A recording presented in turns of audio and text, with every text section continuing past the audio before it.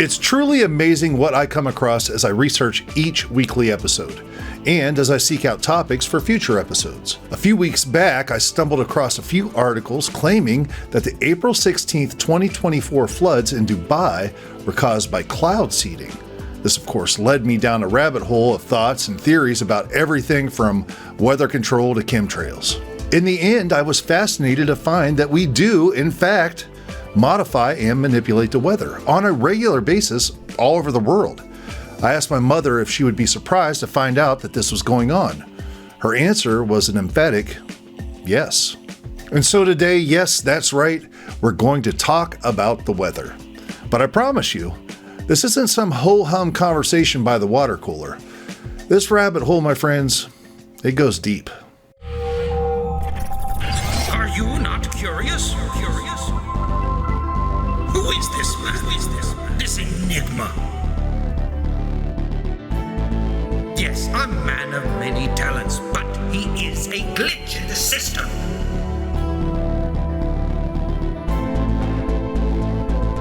He spends his nights scouring texts for traces of lost knowledge.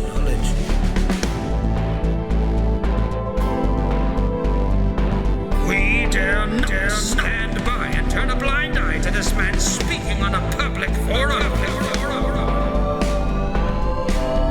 It is all in the file. I present to you on this day the Ryan Files. In a July 3rd, 1972 article in the New York Times titled "Rainmaking is Used as Weapon by U.S.," journalist Seymour M. Hersh states it as plain as day in his opening statement. The United States has been secretly seeding clouds over North Vietnam, Laos, and South Vietnam to increase and control rainfall for military purposes. The article goes on to say the Air Force had a cloud seeding program, and it was used to hinder enemy troop movement and equipment movement, and to aid in suppressing anti-aircraft missile fire. What's more is that this practice of weather manipulation was first tried in South Vietnam in 1963. Of the many State Department officials interviewed, many declined commenting, saying, "This is one of those things where no one is going to say anything." But some did. Some came forward, including one official who asked in the project's defense, "What's worse, dropping bombs or rain?" Ladies and gentlemen, welcome to Operation Popeye. The article goes on to explain the operational objectives of Operation Popeye and the cloud seeding program. Number one, to use a method developed for treating clouds with a chemical that eventually produced an acidic rainfall capable of fouling the operation of North Vietnamese radar equipment used for directing surface-to-air missiles. Number two, to provide rain and cloud cover for infiltration of South Vietnamese commando and intelligence teams into North Vietnam. Number three, to serve as a spoiler for North Vietnamese attacks and raids in South Vietnam. Number four, to alter or tailor the rain patterns over North Vietnam and Laos to aid United States bombing missions. Number five, to divert North Vietnamese men and material from military operations to keep muddy roads and lines of communications in operation. That program began over 60 years ago. And folks, it sure sounds to me like it was being used to the fullest extent possible. Now, the article even talks about how mistakes were made during its development, including the time when we dumped 7 inches of rain in 2 hours on one of our special forces camps. But none of this should be a surprise. The first successful cloud seeding operation from an airplane was conducted in the Netherlands in 1930.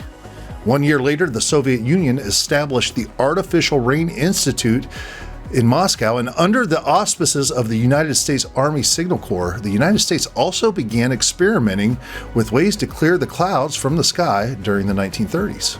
So we can confirm at least that cloud seeding is real and it works. We can make it rain.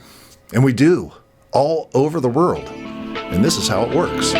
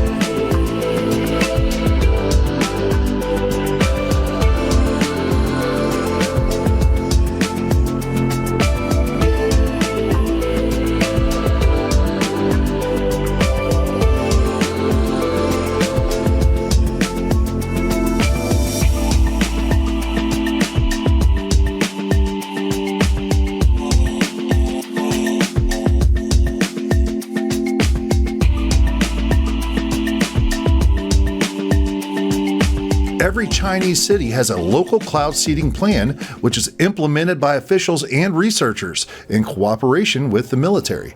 Between June and November 2022, the seeding carried out by 241 airplane flights and 15,000 rocket launches reportedly caused 8.56 billion metric tons of additional rainfall in the Yangtze River Basin, according to the People's Daily. Russian firefighters have been seeding clouds to bring down rain over wildfires raging in Siberia for years. Just recently, in the United Arab Emirates, a country that is 80% desert, the modern city of Dubai was plowed by massive rainstorms and flooding. Now, it's no secret that the UAE has been using cloud seeding and implementing massive projects to reclaim the desert lands and make them green. In fact, this CNN news piece was just released weeks before the massive flooding took place, explaining how afforestation and cloud seeding is being used to green the desert. Just look at the satellite images of the UAE in the 1980s compared to present day. Now, ironically, Dubai officials denied that cloud seeding had anything to do with the flooding or the historical rainfall that inundated the city. And why would they?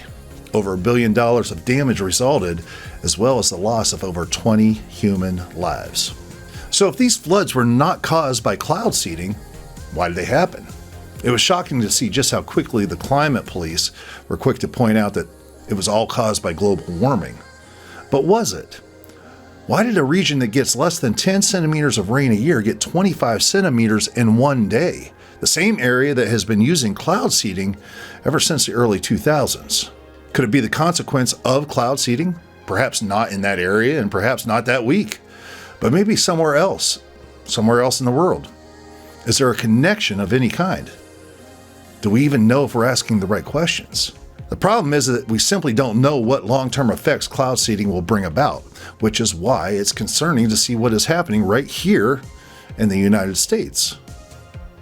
From the use of hogs or high-output ground seeding systems, or California-based companies like Weather Modification International, the United States is actively modifying rainfall totals for reasons that range from filling reservoirs to fresh powder on the ski slopes.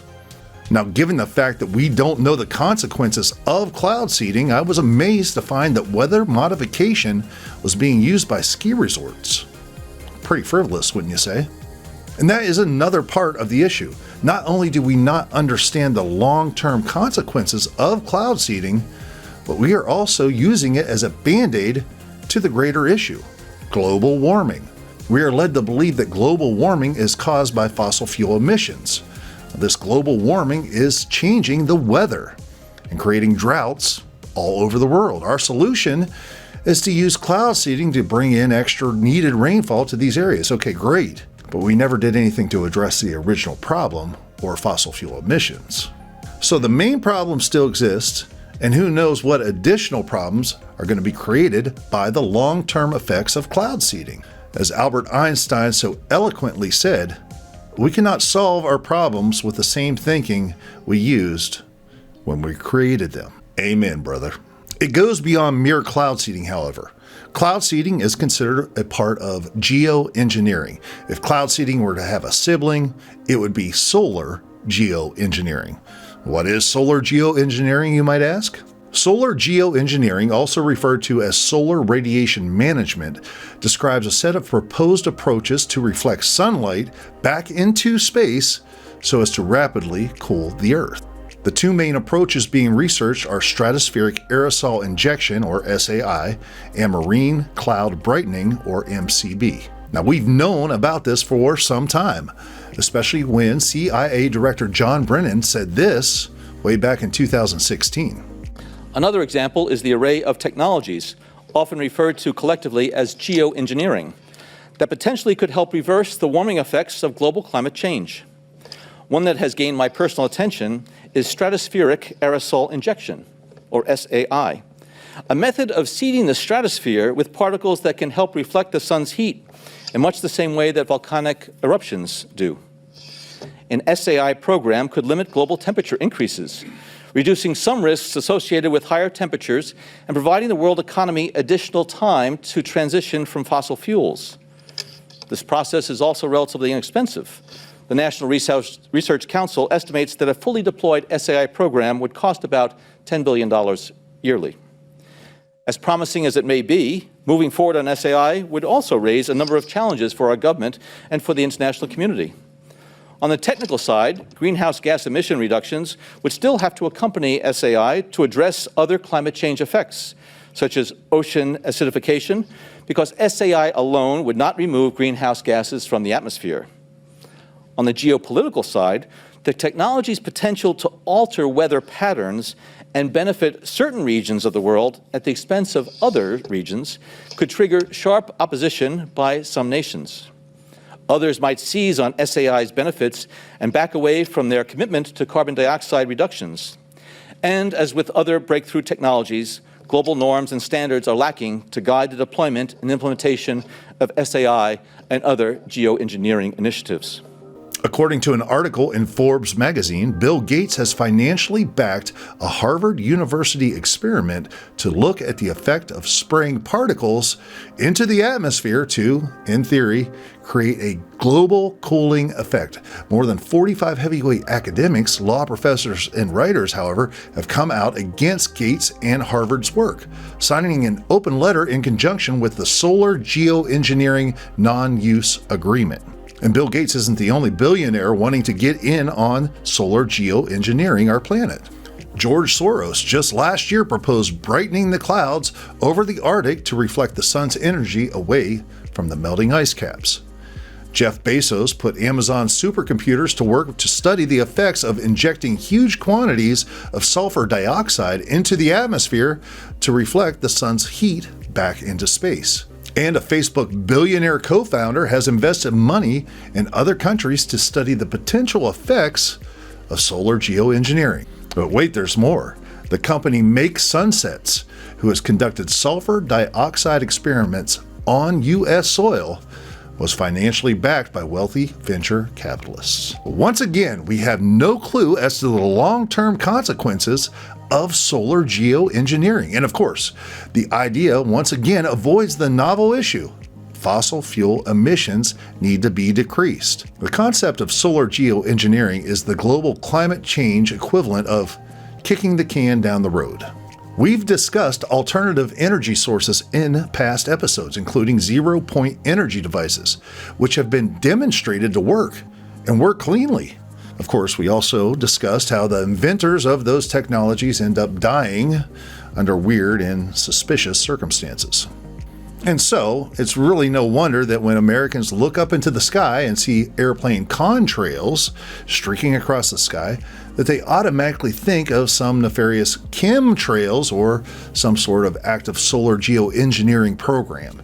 And for the record, yes, I know what a contrail is. I also know when something looks wrong and out of place. Starfish chemtrail, and just for reference to show that those are chemtrails, there is a jet up here somewhere. Come up your head a little more.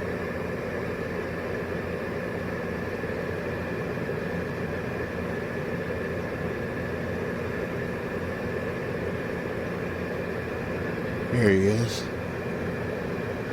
And you see, he's got a contrail. He's not leaving it all behind. But this, that's something different there, folks. And it's not just a small conspiratorial fringe who believes that the chemtrail conspiracy is real. A conspiracy that states that airplane contrails contain chemicals or biological agents sprayed for nefarious purposes undisclosed to the general public. A study published in 2017 showed that 10% of Americans believed the chemtrails theory to be completely true, while an additional 20 to 30% found it to be somewhat true. That's 2 out of every 5 Americans, my friends. Ever notice how conspiracy theory is just another way of saying, don't look behind the curtain? But the average citizen is not alone in their doubts about chemtrails. Earlier this year, a bill was passed in the Tennessee State Senate that says it is documented that the federal government or other entities may conduct geoengineering experiments by intentionally dispersing chemicals into the atmosphere.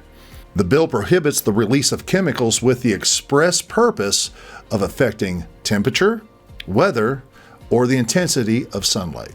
And State Senator Doug Mastriano of Pennsylvania also announced his intentions to propose legislation to mirror the Tennessee bill.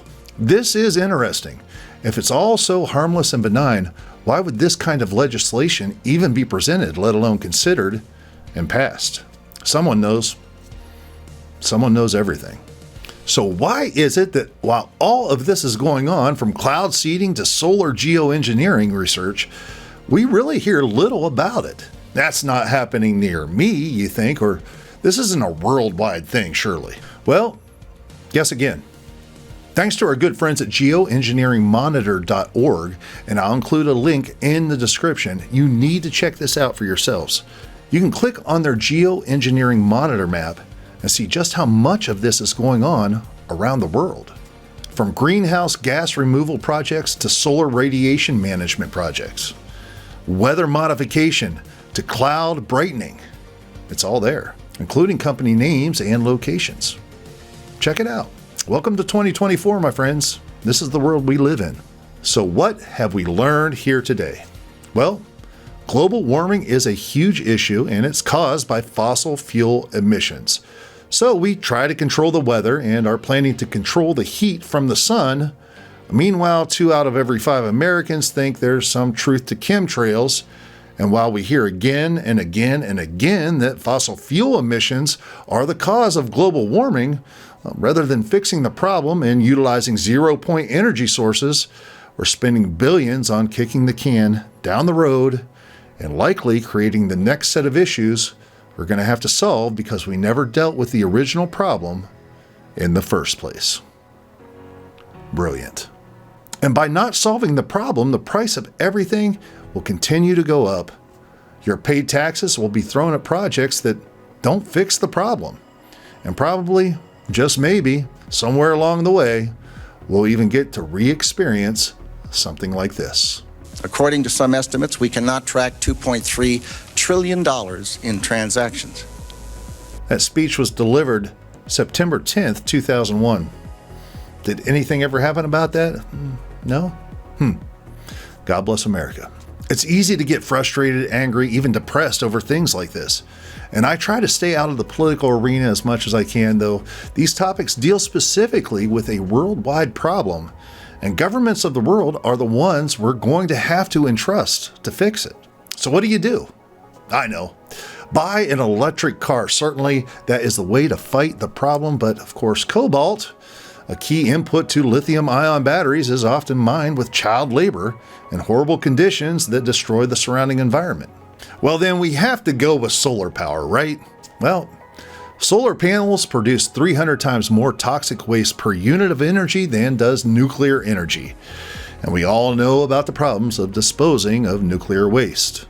Until we as a planet harness zero-point energy, these problems will continue to haunt our planet and the human race.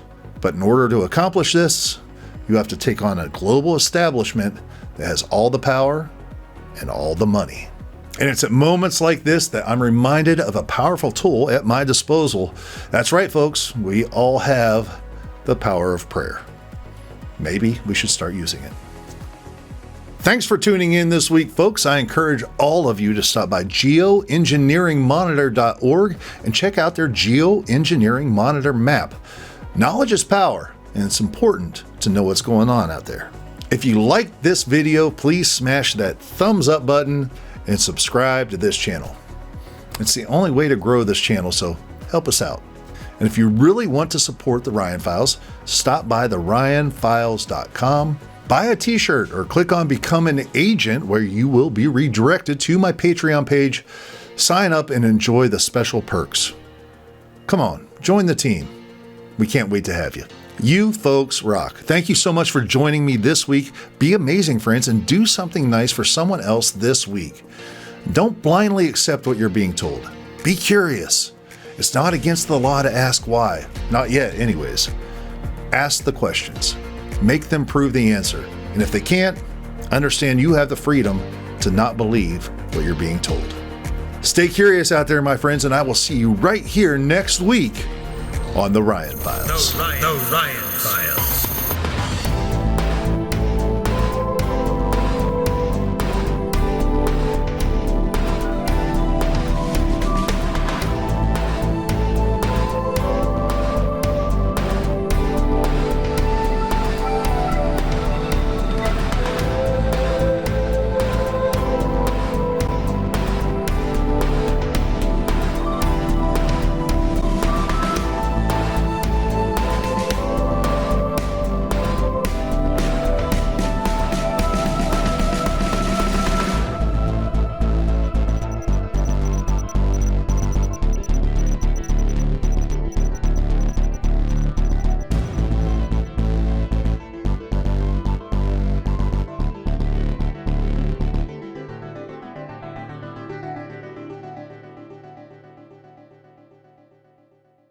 But none of this should be surprising. The first successful cloud seeding operation from an airplane was conducted in the Netherlands. Hold on. Hey. No. No. No.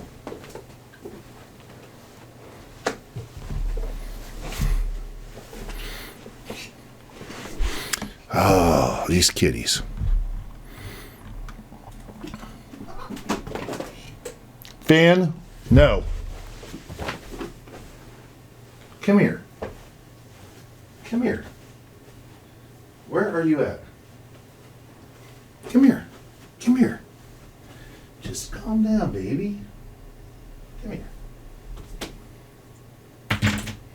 Come here. Daddy just needs you to be good for a little bit. All right?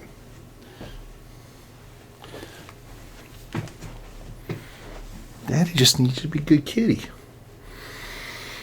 You can't climb up the curtain. All right? Here. Just sit down and have some fun. You want to sit up on the chair? You want to sit up on the chair? She does not want to sit up on the chair.